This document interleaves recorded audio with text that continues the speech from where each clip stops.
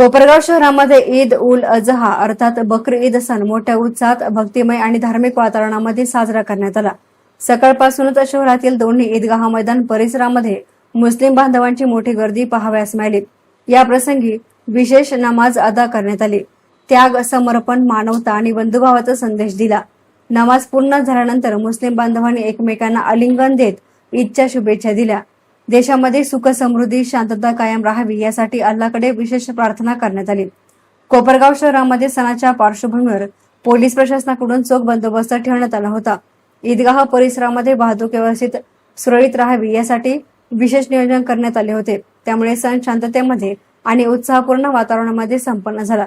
या प्रसंगी शहरातील हिंदू बांधवांनी व प्रशासनातील प्रमुख अधिकारी, नगर परिषद नगराध्यक्ष, विविध पक्षांचे नगरसेवक आणि भारतीय जनता पार्टी, राष्ट्रवादी काँग्रेस पक्षांचे पदाधिकारी, कार्यकर्ते यांनी ईदगाह मैदानाबाहेर उपस्थित राहून मुस्लिम बांधवांना बकरी ईदच्या शुभेच्छा दिल्या।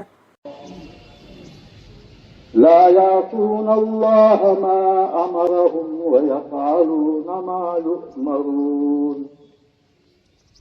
يا أيها الذين كفروا لا تعتذروا إنما تجزون ما كنتم تعملون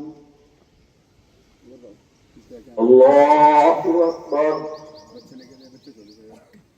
الله أكبر الله أكبر الله أكبر